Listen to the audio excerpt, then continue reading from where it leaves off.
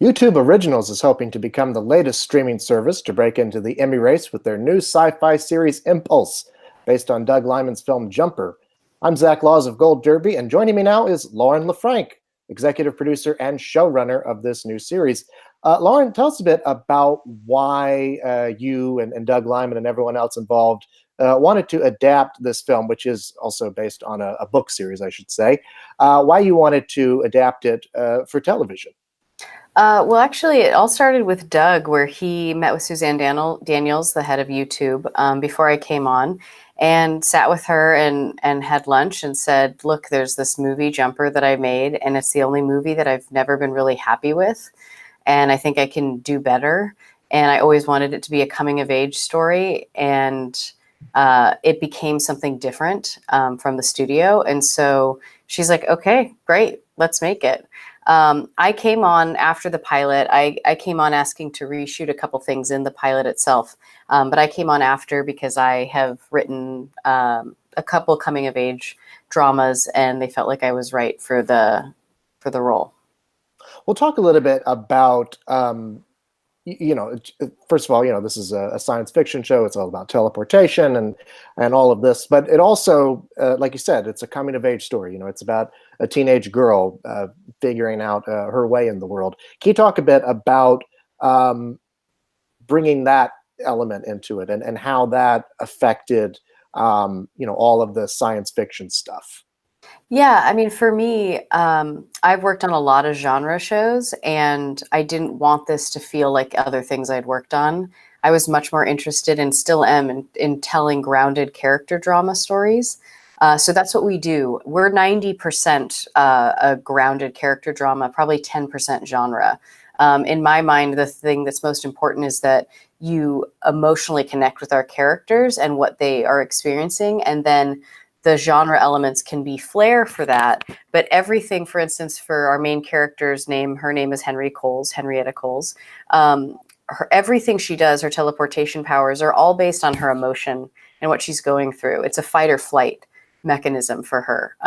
And so it was important to ground it. And even the way Doug shot it, there's a truck that crushes in her first teleport. It's all very tangible. It's not magical. It's not Marvel. Right. So talk a bit about your, I guess, in a sense, you talked about having an emotional connection to the characters. Can you just explain a little bit about, did you feel yourself an emotional connection to Henry Coles, the main character of this show? Yeah, definitely. She comes from a dysfunctional family. I do too. I think a lot of people do. Yeah, we do, yeah. So yeah, especially if you're in a creative field, it's pretty common. I think there's a want in her that's interesting. And I love telling stories about flawed characters because I think every person's flawed.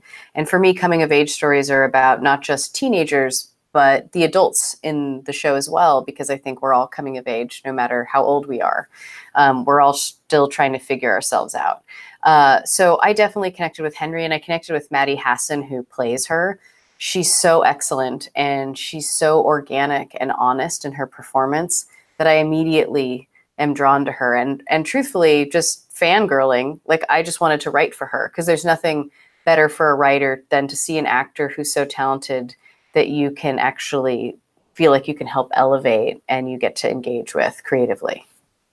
As the showrunner, you're part of your duties is to help kind of guide the ship and plot out what's going to happen episode by episode and how that's all going to tie into a larger arc. Can you just explain a little bit about how you do that? And with this show in particular, what were some of the challenges of mapping out the season?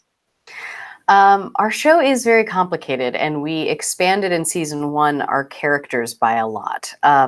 We introduced Mennonites, for instance, and that opened up our world completely. And now in season 2, we have even more characters. So the way I like to work is we take a good amount of time in the beginning before we even start breaking episodes and look at the whole season and look at every single character's arc. And we go individually one by one, and we arc them from the beginning of the season to the end for all 10 episodes. And then for me, I like to also chapter it within the show. And it's not something that the audience might notice, But I like mirroring it off of the comic book concept of every 3 episodes, there's a new story that evolves. So we do that as well. And we do that with every single character, and then make sure that our mythology makes sense and figure out when the twists and turns and reveals are. And that takes a lot of time, but it really helps give us a roadmap for the season in terms of the actual episodic breaking. Mm-hmm. So talk a bit more about, some of the highlights from this first season. I mean, episodes that you're particularly proud of, or moments you're proud of. Honestly, it's the collaboration across the board that I feel really proud of, and the fact that we've hired so many incredibly talented female directors, and we're a very female-driven show behind the scenes and in front of the camera, which I feel very privileged to be a part of, and to have made those hires and made that a point. That's really, really important to me. Previous to the show, I had worked with one female director, and I've produced over 20 some episodes of TV. It was a disheartening number. So I'm happy that like 70% of our show has female directors now. And so they've added so much. We've had female editors who've added an incredible amount as well. I'm really proud of the show we're making, in that we deal with topics like sexual assault. And we have a character in our show, Towns, who has autism. We have another character in our show, Jenna, who's grappling with her sexuality. So we're dealing with real issues, and we're not an after-school special. We're trying to just tell them honestly and organically, and also not have that be the only character trait that that person has. And so we're also a show within the sexual assault stuff that we deal with. It deals with trauma and grappling with trauma. So I'm very proud that we're not just some genre show. We're not just a science fiction show. I wouldn't say really that's what we are at its heart at all. It's really about a young woman trying to come of age and grappling with her own trauma. Going off of that, I mean, one of the major changes between the film and this show is the gender of the main character. Mm-hmm. That, like you said, I mean, it opens the door to dealing with a lot of things, like sexual assault that weren't subjects of the original material. Can you just talk a bit about, I guess, the decision to change the gender of the character?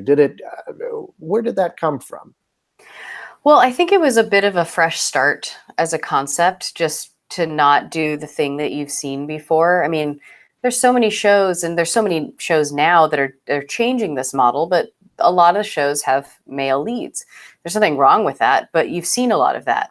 And it's very rare to see a flawed female character at the heart of a show who's angry, and has a right to be angry, and who's emotionally going through a lot of different things. So, for me, it's about creating a character that you don't just have something terrible happen to her, like a sexual assault, and move quickly over that.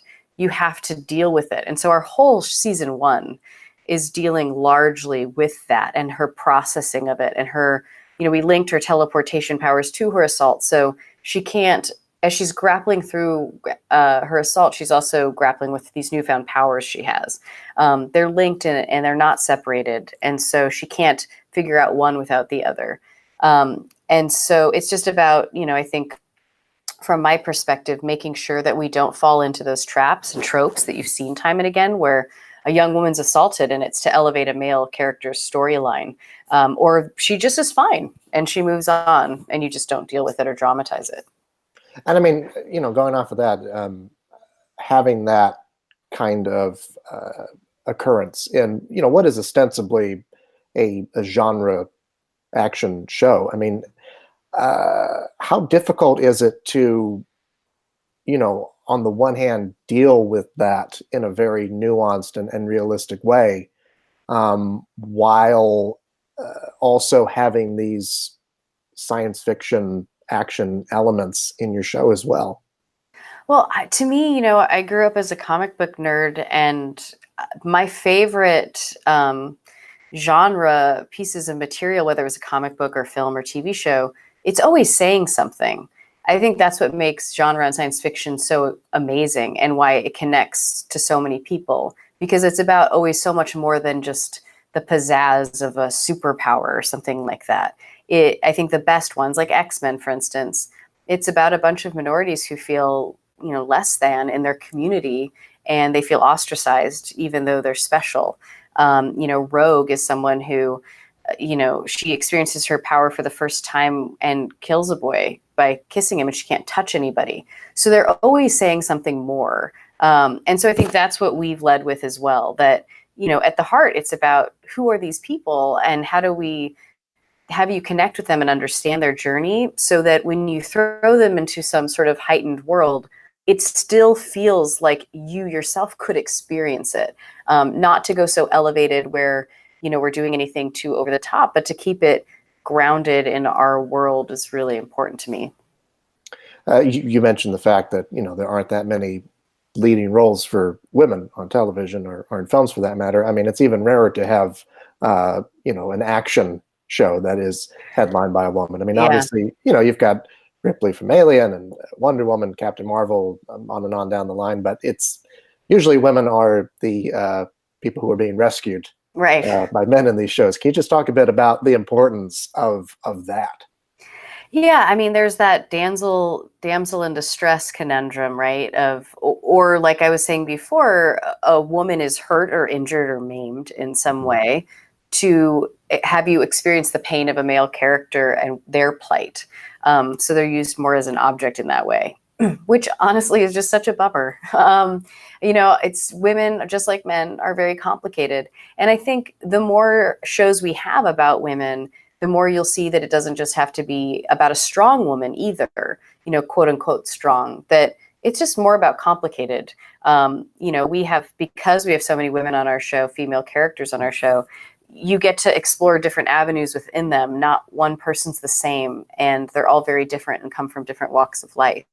And so I think, I love that it's genre as well. I mean, I grew up on Buffy.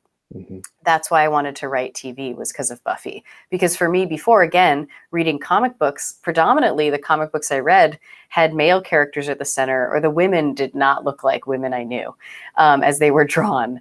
And then like Buffy rolls in and she's snarky and crass and a badass and experiencing a lot of pain too. And suddenly I felt a connection to her. And so, I'm trying to just keep within that vein and hope that we find young women or women of all ages really who can connect with Henry or another character like Jenna or Cleo on the show, or Anna, that like maybe makes them want to write TV, or maybe makes them feel a little less alone in the world. Right.